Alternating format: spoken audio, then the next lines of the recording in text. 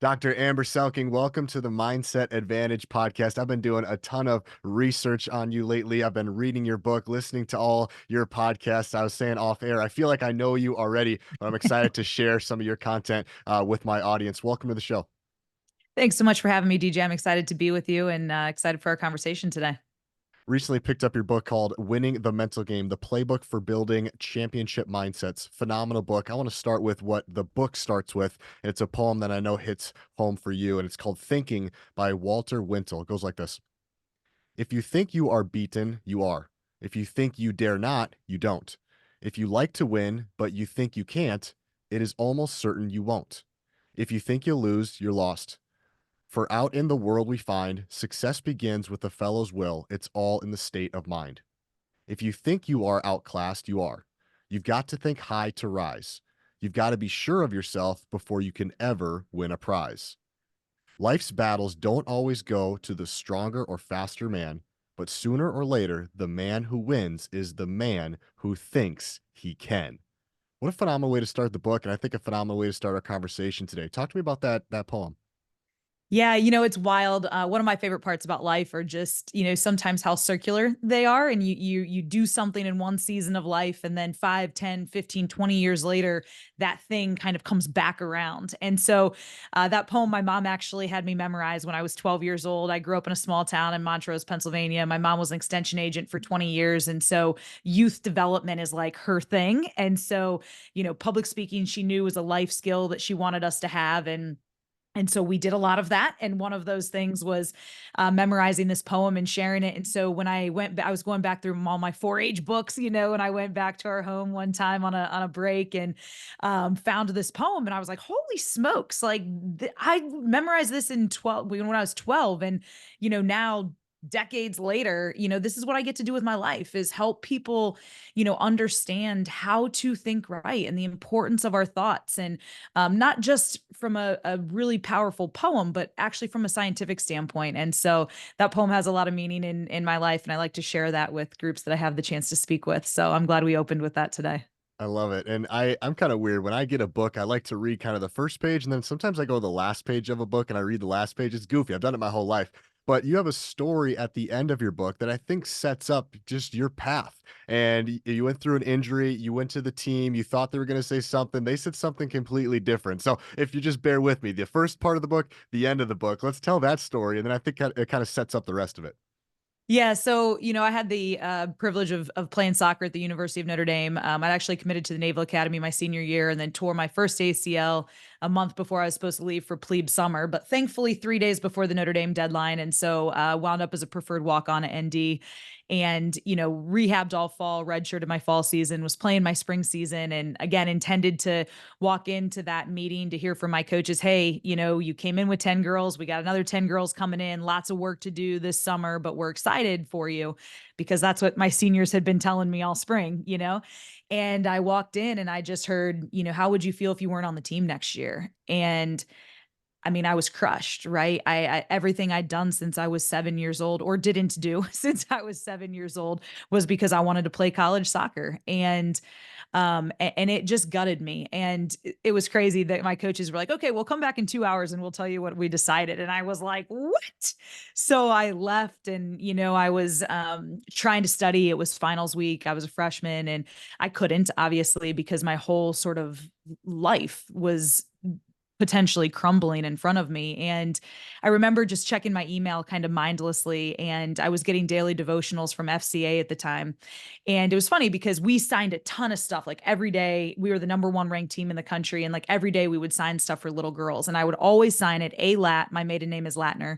ALAT Jeremiah 29:11. And 29 was my number in college. 11 was my number in high school. I was 29 because 2 + 9 = 11. And athletes are crazy about our numbers. And I thought, oh, that's a great verse if anybody ever actually reads it, on the ball or poster I signed for him. Cool.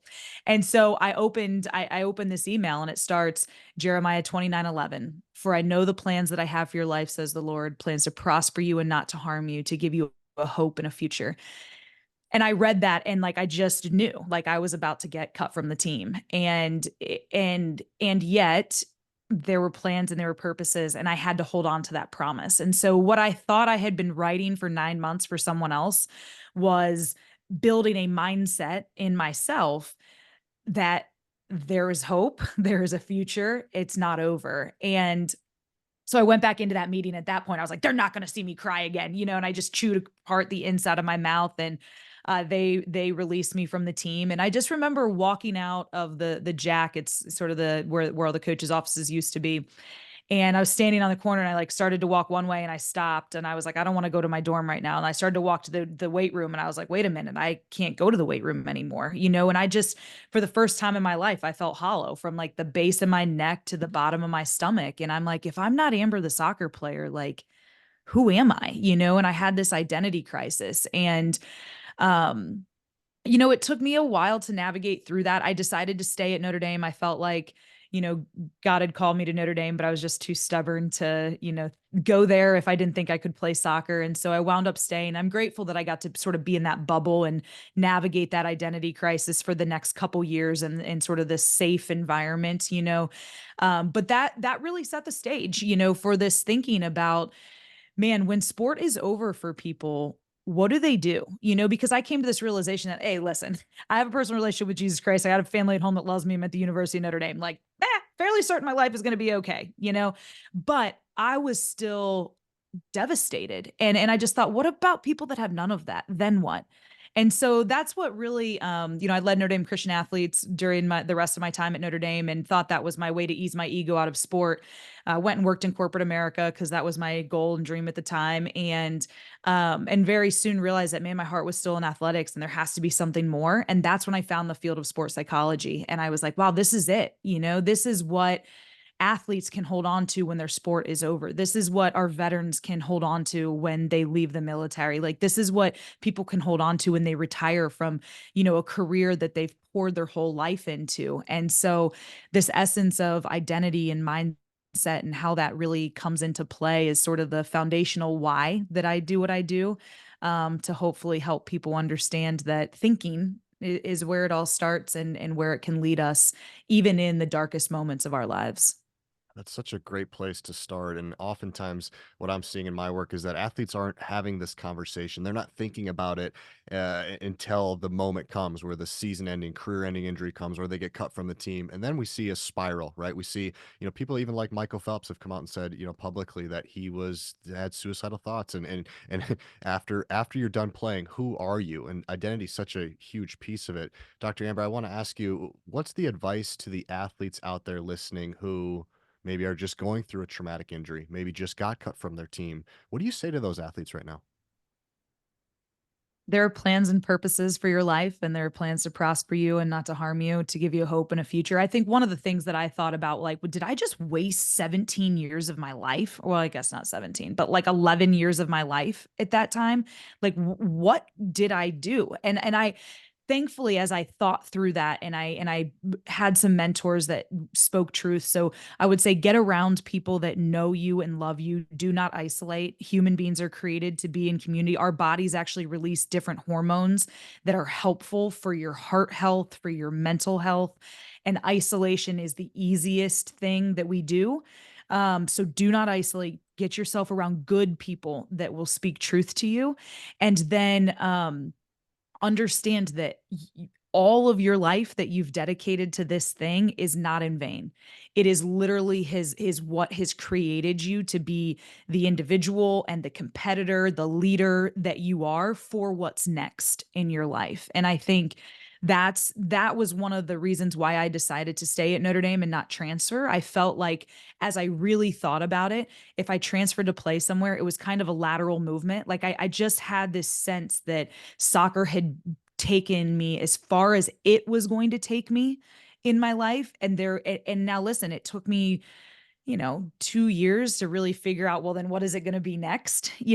And so it is a journey, but man, stay around people that know you and love you and have best intention in their minds for you. And then, understand that all that you've done has gotten you where you are, but something else is going to get you where you're going next.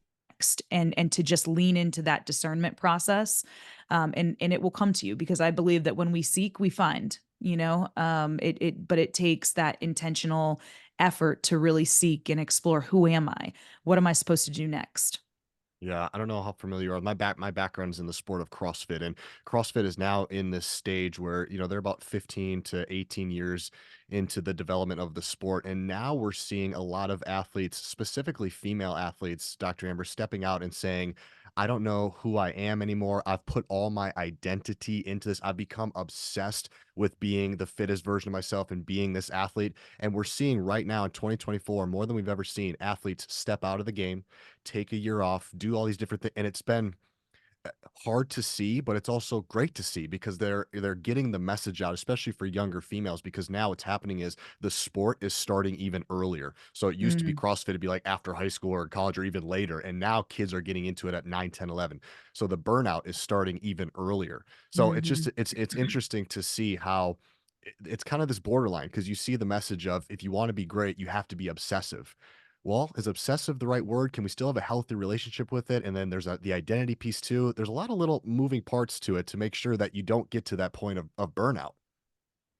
Yeah, and that's huge. I think that to be great at anything, you have to invest yourself at a deeper level than the average population is willing to, right? But I do think, the balance is an interesting concept. I don't think we ever really have, like, one third of my life is this and one third of my life is this, and whatever percentages you want to break down. But I do think, there's seasons of life that you go through where Mm, certain things need to have more of a focus and a priority for you. Like, I hear young professionals in the work spot, like, well, I want a workplace, like I want to have work-life balance. So I need to be done by 4:30 so that I can do this and I can take, I'm like, listen, you're early in your career. If you want to be great, guess what this season is about? Work. Work, putting in the time. And so I think that that's something that I try to, when I encourage people about like time management, to me, it's more about like, what season of life are you in and what needs to be prioritized in this season of your life. And then you have to be real with yourself of, when am I into the next season? Right. And that's one of the harder discernment pieces. And that's why it's important to have really good people in your life that can help you say, like, hey, you're in a new season. Like, your life needs to look different now. You need to reprioritize your time. And to me, that's where we get a macro sense of balance and work life integration that needs to happen, I think, for us to maintain a sense of mental and emotional control over our environments.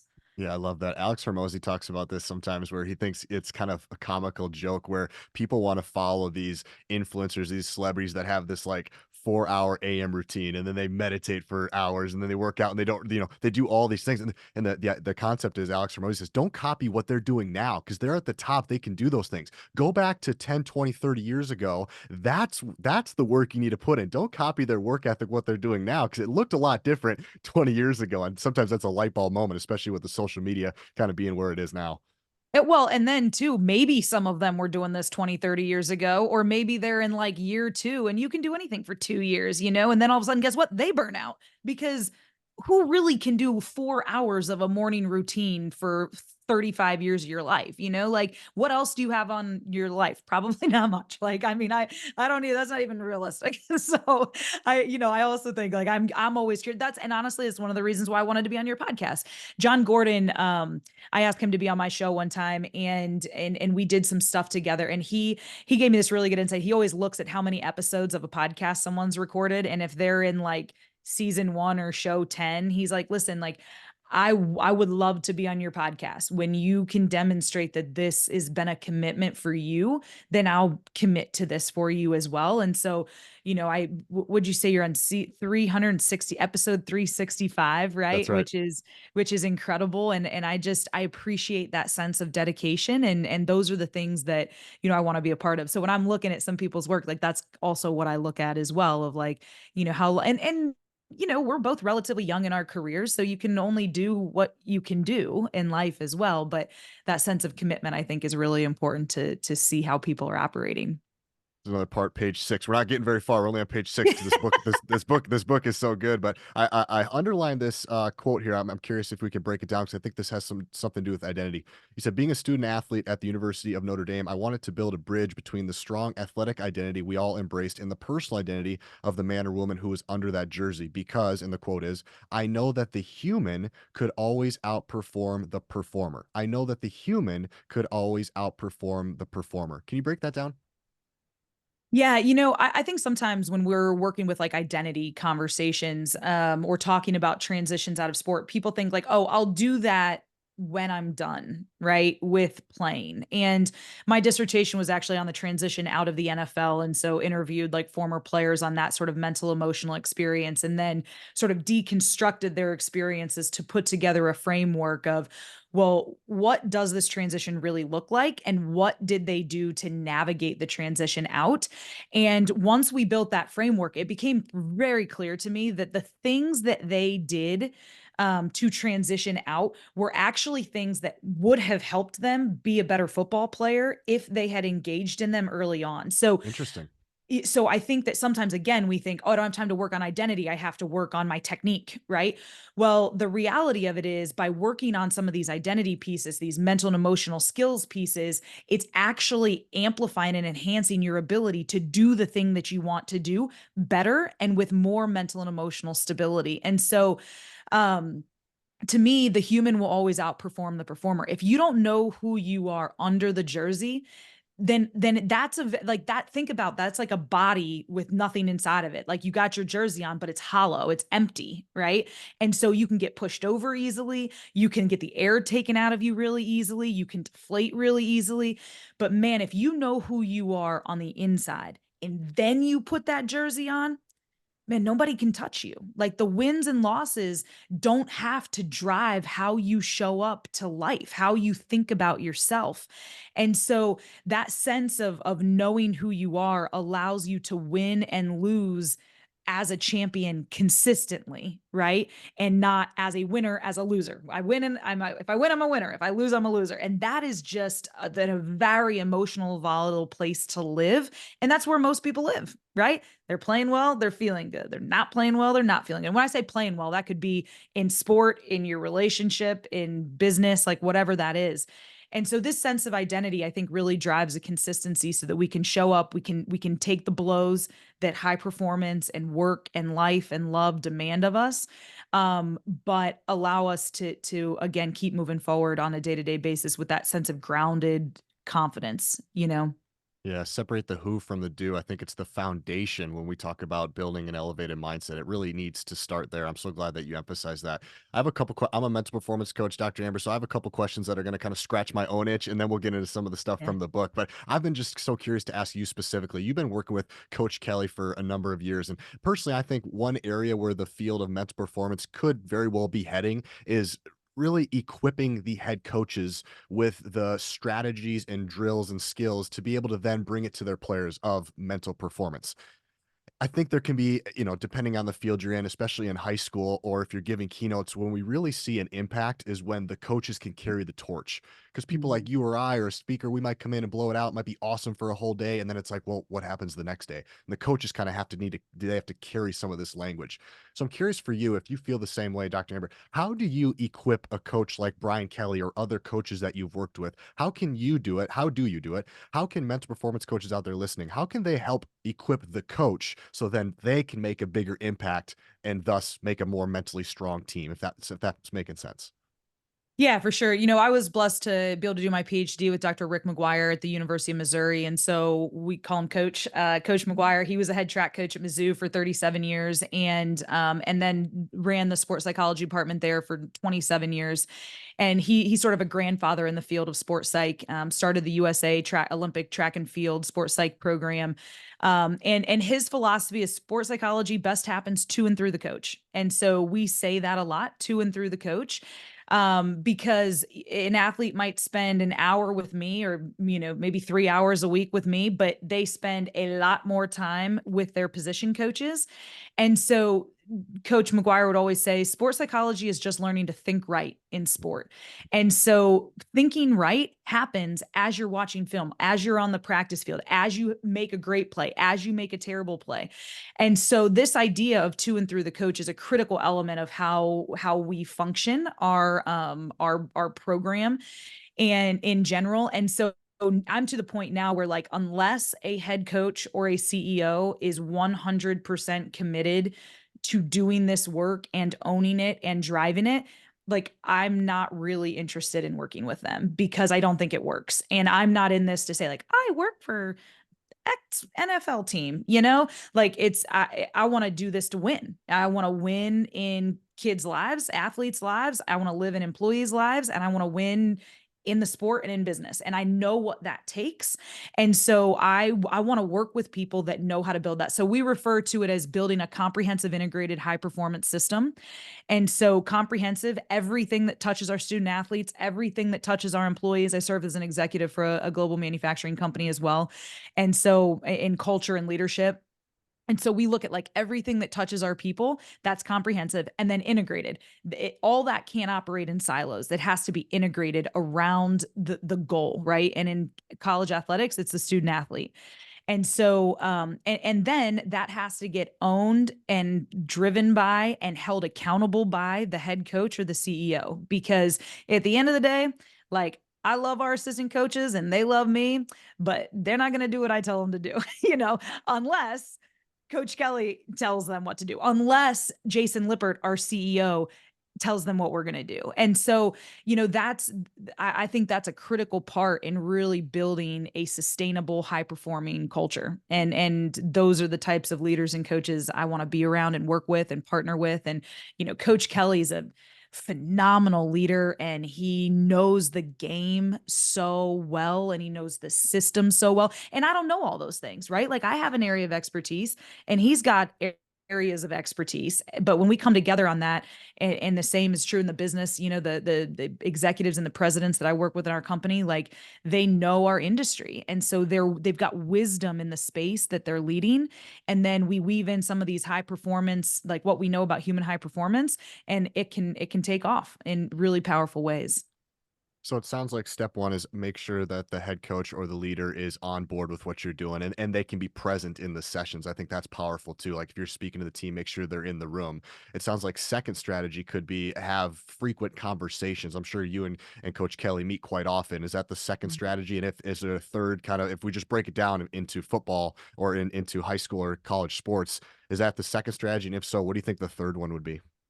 Yeah, I would say too, just making sure that everything that touches your players are aligned with what you're saying. So what's on your walls? What's in your playbook? What's the pre-practice speech? What's the post-practice speech? I mean, everything has to be aligned, right? Because repeated thoughts build mindsets. Thoughts are not these ephemeral things that float around in the air. They're actual electromagnetic currents that get sent from your brain through your body. And thoughts are like bicep curls for your brain. So every time you think a thought, that's a mental rep. And those repeated thoughts are what build mindsets. And so everything you say, mental rep. Everything they see or read on the walls, mental rep. And so if those are all over the place or disparate, they're not building the consistent mindset. And then the third part is you got to model it, right? Like, Coach Kelly talks about positive coaching now, right? And we talk about being demanding, but not demeaning. And so you can talk about that, but then if guys don't experience that on a day-to-day basis, that can undermine the culture. So you have to put a clear message together. Everything that is around and touching your players has to reiterate that message. And then maybe most importantly, you got to model that. And because the number one way humans learn is through the modeling effect. And so, that comes into play. And Coach and I have had some really powerful conversations over the years of, like, what's going on in the program and what he's saying in front of the team, and where there's misalignment. That's why the accountability goes to him, on everything. And he's relentless about that. And it's powerful to see and powerful to watch him lead in that way. But that's also why coaches need people on their staffs that they can trust, because you also can't see and be around everything. And we are blessed down at LSU right now to have an incredible staff, incredible sport performance staff, where everybody's hearts are there for the guys. And so when anything's off, we can bring that to the table. And as a leader, you got to be willing to hear it and then address it. And that's, I think a huge part of this. Demanding versus demeaning. I gotta ask you to break that down. Yeah, again, that's a Dr. McGuire quote, demanding, not demeaning. Because you talk about positive coaching and people are like, oh, okay, let's everybody be happy and hold hands here. Okay. And again, if that was my pitch to Coach Kelly 8 years ago, we wouldn't have gotten very far. But here's the thing: the brain in a positive state thinks more clearly, thinks more creatively, and it problem solves better. Those are things we want our guys doing every single day, but particularly when things are not going really well, right? We want them in that positive state. Well, where do athletes get their thoughts from? Often what their coaches are saying to them. And so we don't mean be soft. We don't mean be fluffy. We don't mean blow smoke up their tail end, right? I don't know if we can swear on this podcast, but and so but you can be demanding, but don't demean them, right? And Coach Holtz has a good saying to sort of amplify that. He says, criticize the performance, but never the performer. Right. I've heard coaches say, hey, you stupid mother effer. Like, what are you doing out here? Like, I can't even believe you're playing college football. Oh, well, that's a great thought for your kid to go back to the bench with. So then he's sitting there. He's like, man, yeah, I don't know. I don't know if I'm good enough to play here, blah, blah, blah. And then what do? Offense goes back on the field. You're like, all right, bud, here we go. Next play. And he's just spent the last minute and a half thinking about how terrible he is. That's not conducive to high performance, right? Demanding sounds like, listen, you're better than that. You are here for a reason. You've got powerful hands. I want you to strike him in the chest and get off the line. Step it up. Let's go. That doesn't sound soft and fluffy to me. That's demanding. And then he's like, yeah, you're right. I can do this. Strong hand, strike him, right? And now he's thinking about the right stuff on the sideline. So when he does go back in, those are the thoughts that he's bringing to the table. And what we know again is our thoughts affect our emotions affect our physiological or our body's response. And that's what's going to drive our performance in the moment. So we want them thinking right thoughts that set that process up for success, that get them in the right emotional state, that gets their bodies in the right physical state so they can go deliver what we want them to deliver in the moment. It's great stuff. Something else I was curious on. You spent some time at Notre Dame, now at LSU. You spent some around the best college football athletes on the planet. I'm curious to know, is there a moment when you have to convince them that this is for them, or hey, get on board? Or are all these guys coming to you, Dr. Amber? They're like, I love it. I want it. Let's go. Let's go. Let's go. What does it look like in some of those beginning stages? I'm thinking almost like the freshmen that come in, because I'm assuming that Mhm. sophomore, junior, senior, they're like, hey, this is what we do. It works. Roll with us. But what's that look like when an incoming group comes in and maybe there's some ego, maybe there's some really high talent in the room, I could imagine. What does that look like on your plate? And what are some of the strategies that have worked well for you as the men's performance coach? Yeah, it's always easier to come in and help people when they're struggling, right? So I came into Notre Dame after their 4-8 season, and Coach Kelly again, he's a master, right? And he's like, all right, let's start with our quarterbacks. Let's see like if they get this. And so we started with our quarterbacks, and Tommy Reese was our quarterbacks coach at the time, and so he's sitting in the room, and I've just got our QBs, and we're taking them through it, and they're loving it, and Tommy's loving it, and he's like, dude, I wish I had this when I was playing, right? And so then coach is like, all right, cool. We're going to roll this out to the defense next, because our defense, they struggled that year. And there was a lot of volatility in the coaching staff. And so, and they knew they did not perform to their capability. And so they were hungry. Like they were hungry for like to be able to understand what had just happened to them and to have that hope and belief that that's never going to happen again. And so they were all in and they were hungry and taking notes, and then they were applying it in the weight room and on the running field and in strength and conditioning. And so then all of a sudden the offense, because the offense wasn't horrible, like it wasn't their fault necessarily, we went 4-8, but like they're seeing the defense and hearing this new language and seeing them do stuff and talk about stuff and get excited to go to mental performance training. And they're like, dude, what the heck? Like, why don't we get MPT? Mm. And so coach is like, oh, okay, let's roll this out to the office. So again, just leadership, right? And him knowing his team and so, and the whole staff went too. So we had basically a brand new staff at the time, and so they had never seen or heard anything like this before either. And we're excited because coach was also excited and man basically was like, this is what we're going to do and how we're going to operate. And so, they were really open and that buy-in was really strong. It was really cool then to see over the years it just became how we operated. And we had the winningest 5 years in the history of Notre Dame football. We won 10 plus games, had two 12-0 seasons, went to two playoffs in those 5 years. And so it then became just how we operated. And so it was really cool then, with some of our freshmen, they'd never really lost. All they knew was winning. And this was part of what it was. But it was really neat. We had one of our guys at Notre Dame, he came in and he was great in my sessions and, just a fun, loving, happy freshman kid and had a great mindset. But then we went to LSU, he transferred to Texas and then wound up coming to LSU for his last year. And he went through the same program again as a senior. And he comes up to me, he gives me this big hug, and he's like, Doc, first of all, I didn't realize what I was sitting in my freshman year. So I'm sorry if I was a tool back then. And I was like, I don't remember. He's like, I just remember being silly. And I was like, yeah, but you were present and it was fine. And he's like, but now, like looking at my journey, I realized like all the skills that I learned there, I've used. Like I wouldn't have been able to navigate my journey. Like I've kind of forgot where this came from because it's just again how we operated. And then, then he had his experience at Texas and then he got to come back and man, who he was as a fifth year, it's just so fun to see these guys come in as babies, and then see them leave as grown men that really understand the power of mindset. So, I think it's actually harder when you come in and teams are doing really well because you don't necessarily understand it. But when you can come in that way and then it takes root, it's just how people operate and it becomes part of their process. And then when they leave, they realize, oh, this is why we were so good. Our culture and our mindset was so on point and it helps them be better leaders, I think, on the back end. Dr. Amber, what would you say is your biggest challenge as a mental performance coach at LSU when it comes to working with athletes? What's your biggest challenge? Um, I think just everybody's openness and readiness is in a different stage. And so I think we've got a good rhythm in place where everybody gets exposed to this.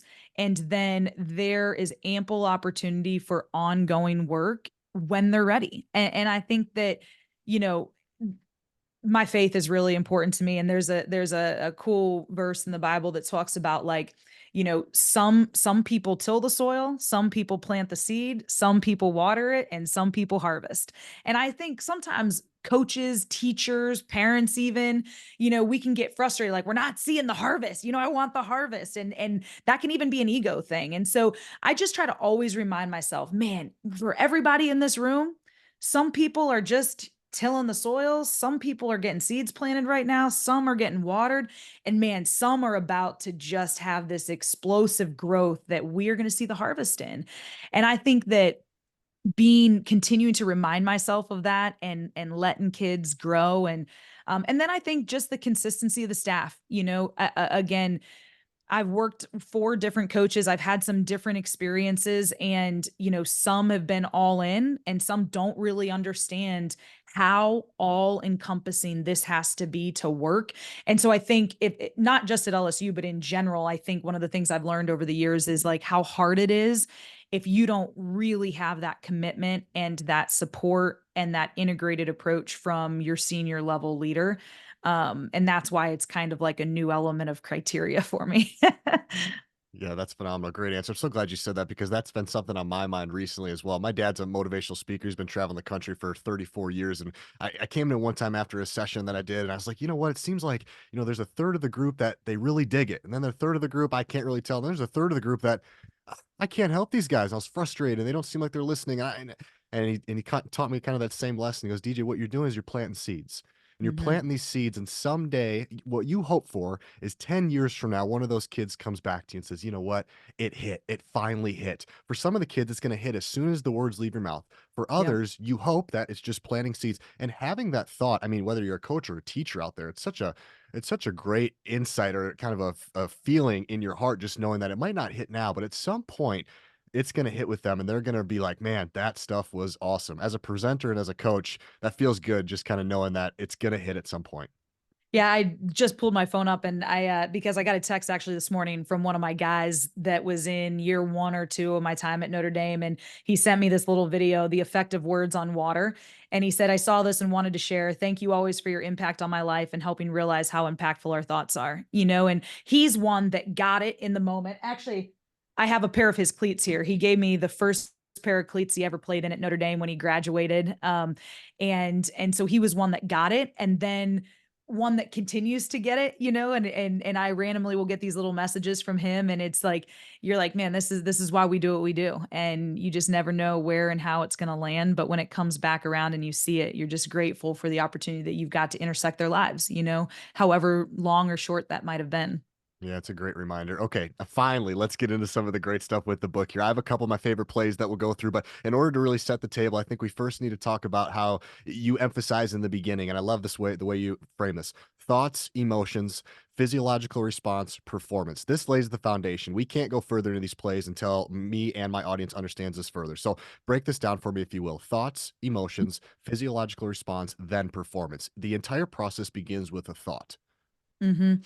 Yeah, so what we think about creates an emotional response, right? And then our emotions start to trigger your heart rate, your muscle tension, your visual field actually expands and constricts on this process. Your hormones change on this process. And right, and ultimately how our bodies are will determine how we perform in the moment. And so what starts the process? Thoughts. And who controls your thoughts? You do. And so I think that that's one of the things that we actually start every mental performance training session with that, and the guys say it out loud together. And because if they learn nothing, I want them to know this. Now, the reality of it is, a lot of times we recognize our emotions first, right? That's why we have emotions. They're really good indicators. But then people will just run away with those emotions versus being like, man, I'm angry right now. I'm a little anxious right now, or I'm excited right now. If you step back and you're like, well, what am I thinking about that's creating this feeling? Then you start to recognize like, oh, this is how I'm thinking about this situation or this moment or myself right now. And if you don't believe me, try this. Like literally start thinking about something that makes you sad or gets you angry, and then watch what happens to your body, and then see how you show up to the people around you.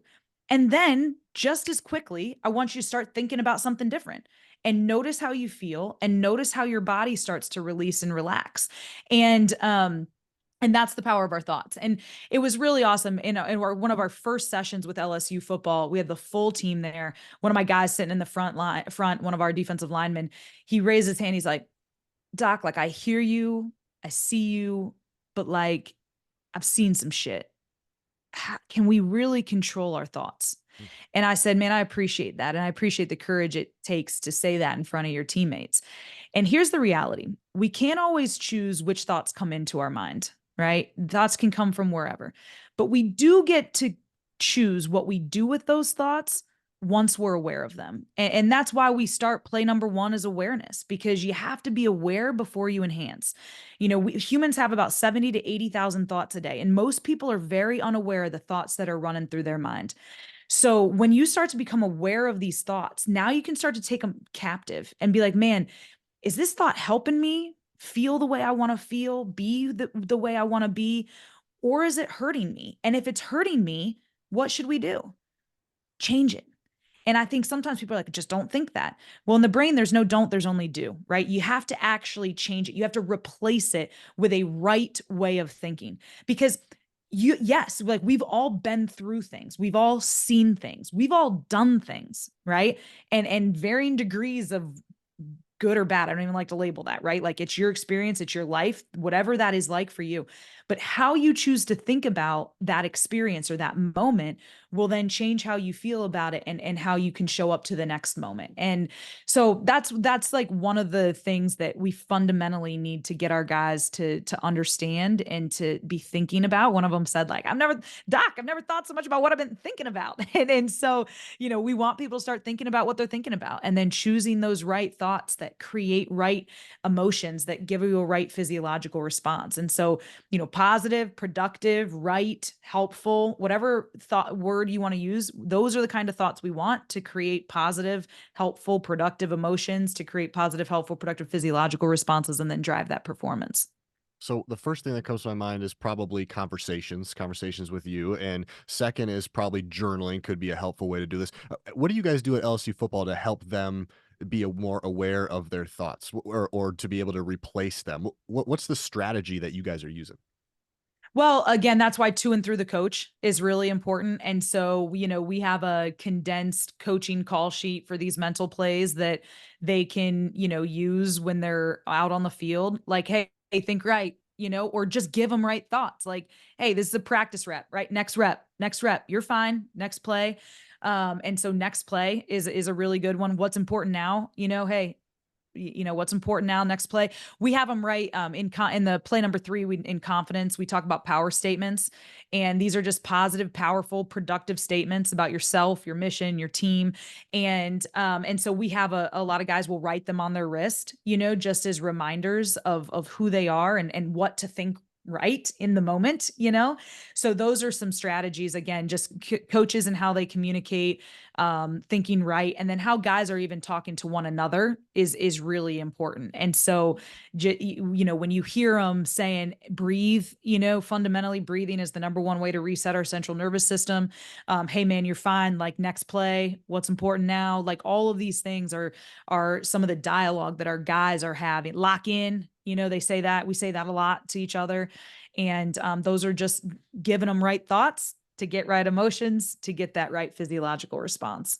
I love that. I want to go to play number 3 because this is a statement I say all the time. Confidence is a choice. I say it a lot, so my listeners know that. I want you to talk about it because we agree so much that it is a choice. And I love the way you broke it down with the 5 different layers there. But take it, we could do a whole podcast on this. We could do a whole Yeah. book on this. But talk to me about why confidence is a choice.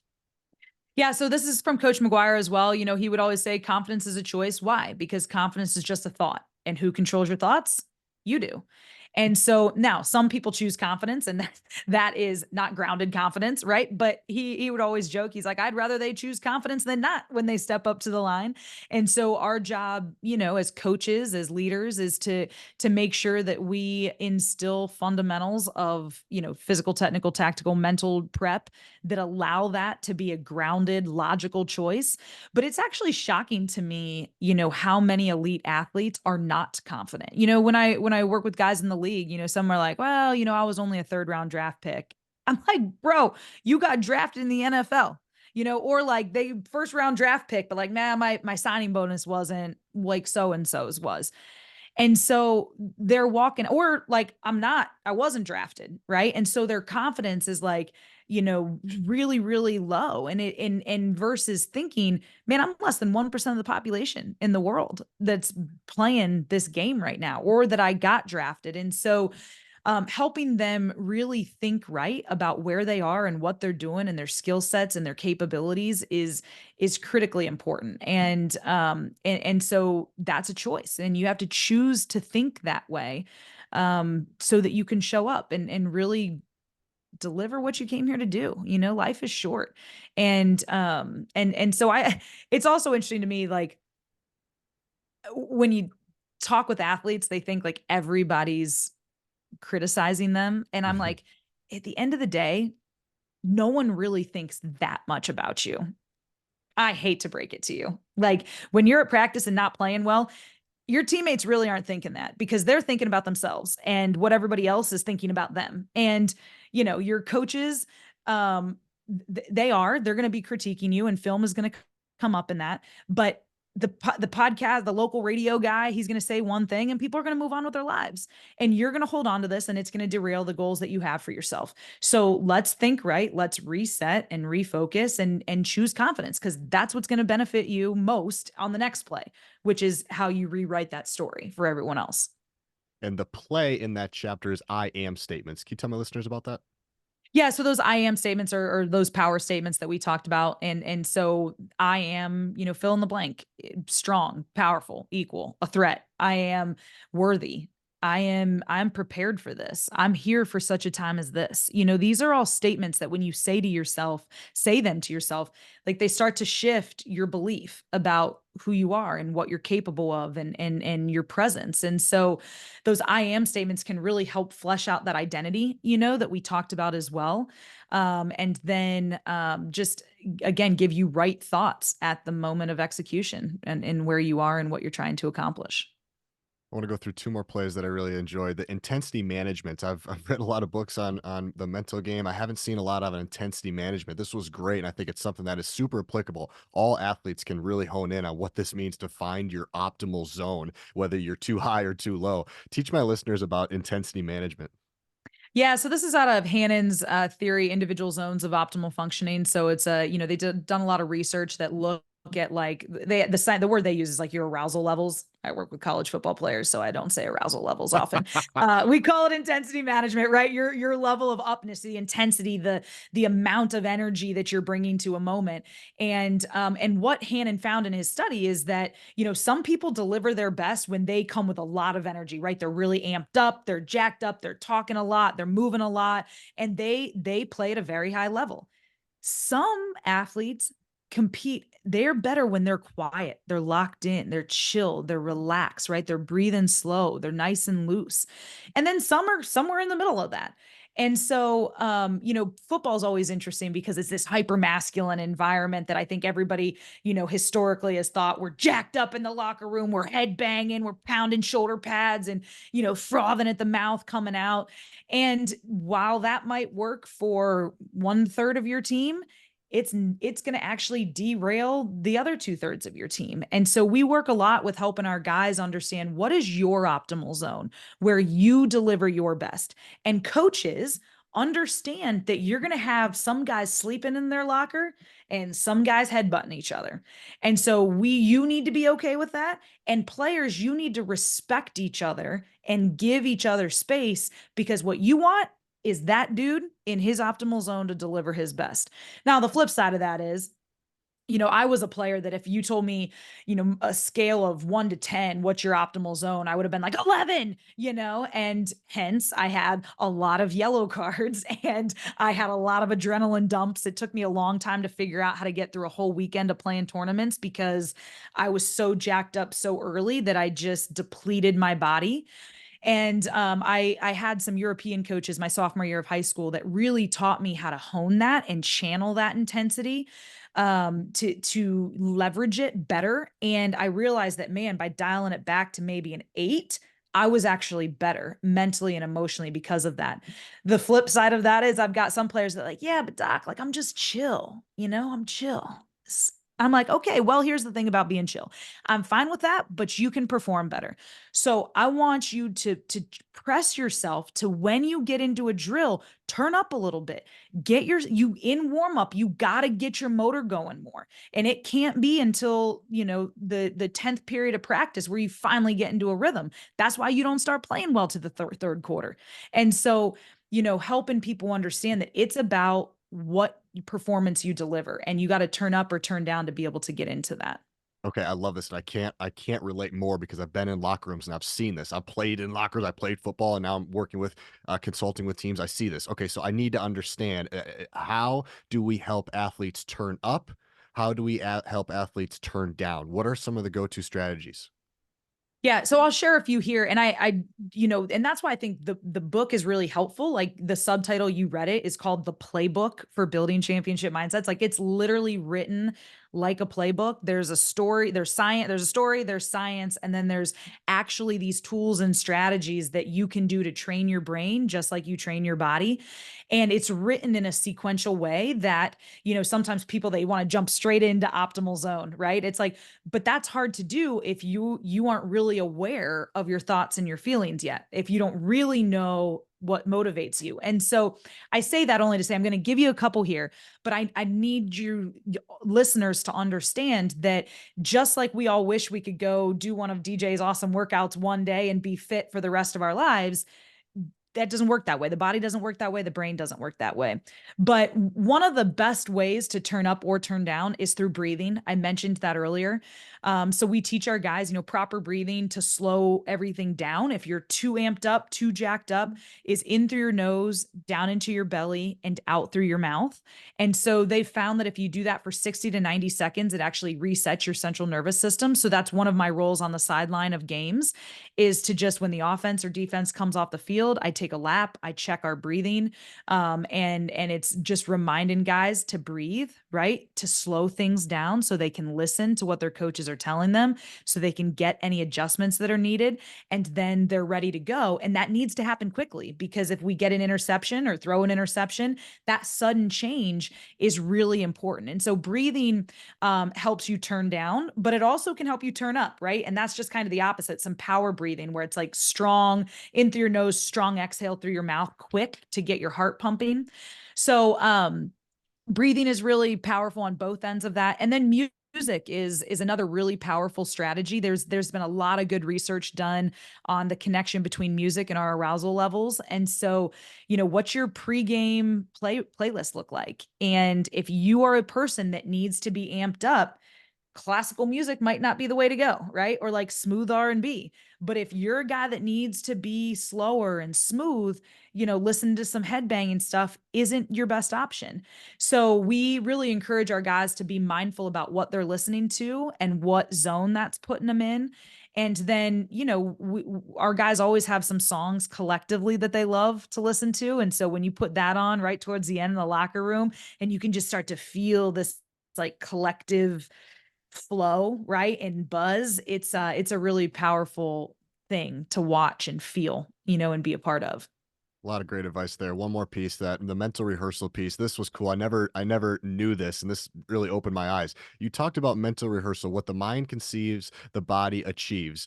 And if you want more confidence, look at an external perspective. If you want more competence, have a more internal perspective. This was cool. Makes total sense. I just had never been taught this before. Can you teach me and my listeners a little bit about more what that means?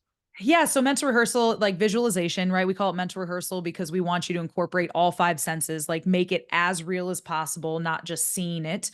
And again, if you just need some confidence, like imagine watching yourself on a big screen, or even make a highlight video of yourself. And we've done that for players, to watch on Friday night. Like, dude, watch yourself being great. And I think sometimes when I say that, guys are like, that's not cocky. I mean, they've been so conditioned to be humble that they're like afraid to be confident Mm. sometimes. And that breaks my heart. Cause like I tell them all the time, like, dude, I want you walking out there like you are the man. Now, you don't have to be an arrogant ass either, but you can be confident in this. And but watch yourself making great plays. Remind yourself how good you are, how dominant you are, how you what plays you're the absolute best at, and what makes you the absolute best at your craft. And then when you go out there, think about that, right? And see yourself doing it. That drives confidence for us. But competence, if we want to learn a new skill and develop, expertise in something, then get yourself inside of your body and like actually, feel yourself inside of your body. See yourself looking through your helmet, feel your cleats in the grass, right? See your hands striking exactly where you want it to be. Get that feeling, that flow down, and rep that over and over and over. And your routes, like running your routes and what the steps feel like for you. And, that doesn't mean you have to lay there with your eyes closed. Like you could go out on the field and put your helmet on and your gloves and your cleats and just, run routes in your mind, but be on the field, to kind of bring it to life more, knowing that, what fires together, wires together neurologically. So every time we have a thought, it sends out electrical signal through our body. And and I didn't know this as a player, like they're like, get mental rehearsal for 15 minutes a night. And I was like, okay, I'll do that. And I close my eyes and I'm asleep because you're exhausted. But man, if I would have known that physical reps send and myelinate talent at the neurological level, just like physical reps, mental reps and physical reps are equal in that way, I could have found 15 minutes to get that competitive edge and do this because again, mental reps build talent at the neurological level, just like physical reps do. And so that's where you want to come inside and get those reps to build that competence. And listeners, like most things with mental performance, this goes beyond athletes. If you are a presenter, a teacher, I don't care what you do, you can also get into mental rehearsal, external and internal. Dr. Amber, this has been a lot of fun. I close out all my podcasts with the $1 million question. The $1 million question goes like this: what do you know now that you wish you knew when you got into mental performance coaching? I'll say that again. What do you know now that you wish you knew when you got into mental performance coaching? Which is what I've learned, over the years is that it's not one thing that you work on. I mean, it's this complete mental game, right? The playbook is meant to be a foundation that, because when I first started working with people, they're like, I want to work on my confidence. And so we'd be working, and then like it would get to a point where you just kind of plateau and you'd be like, man, wow, it's hard to be confident when you're so unaware. I wish we would have done X, Y, and Z before we started talking about confidence. Cause then you're kind of reworking stuff and then it gets inefficient and they get frustrated. And so I think really understanding that there's a process to building a solid mental game, that if you have this foundation, it will allow you to then talk about things like mental toughness, then talk about things like emotional stability, then talk about things like accountability. But you really need that foundational piece first.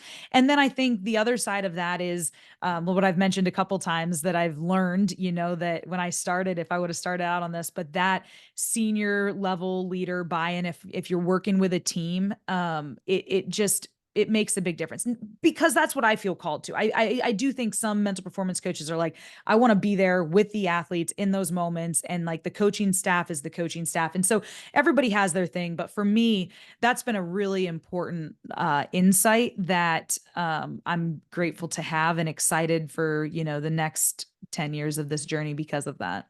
I appreciate the advice. Thank you. All right. So, Winning the Mental Game, the playbook for building championship mindsets, phenomenal book. How can my listeners best support you? Obviously, get the book. Well, where books are sold, the floor is yours. How can my support? How can my listeners support you? Yeah, you can find us on all the social media platforms at Champ Mindsets. My website, selkingperformance.com. You can kind of find all the stuff on there. We've got articles. Our podcast is called Building Championship Mindsets. Just wrapping up season 14. So we'll kick off another season sometime this fall. And then books on Amazon, wherever you want that. And if there's anything that I can do for you, for your organization from a keynote speaking or from a mental performance coaching standpoint, we have a great team of mental coaches on staff. And you can send me an email directly, Dr. Selking at selkingperformance.com. But as you read and consume this stuff, I just love hearing what really resonates with people and really how they're using it to impact their lives. Because at the end of the day, that's why I do this, right? Is I feel really fortunate to have gone to a lot of school to learn a lot of stuff and to be able to share this with people on a broad level. And really, I believe that we can be transformed by the renewing of our mind. And I believe that sports psychology holds the keys to actually how we do that. So I just love, hearing how people are applying it. And the last thing I'll say about being a mental coach is like, what I also love about it is at the end of the day, people know that they change their mind. Like I can be a catalyst for that, but I can't make you think anything. Like you are the person that can transform your life. And when people do that, I just love the sense of confidence and belief and like excitement and sense of ownership that it gives in people. So I love to hear about people's journeys and how they're showing up differently for themselves, their families, the communities. Our world's in a really interesting place right now. And it's going to take every individual making a choice to think right about who they are, about their gifts, about their talents, about what they can bring to the world around them, and refusing to get pulled into either side of these crazy spectrums that are out there religiously, politically, socially. And so I think that our world needs people that are light bearers, that are hope dealers, that are grounded and can engage in meaningful conversation. And all of that begins with winning our mental game. So I'm excited to see how your listeners continue to do that. And I just want to say thank you to you for the work that you do and the lives that you impact, to have that mindset advantage. Yeah, awesome. You're somebody that I look up to in this field. So, thanks again for taking the time. This was a lot of fun. Yeah, thanks for having me, DJ, and best of luck with everything. God bless you guys.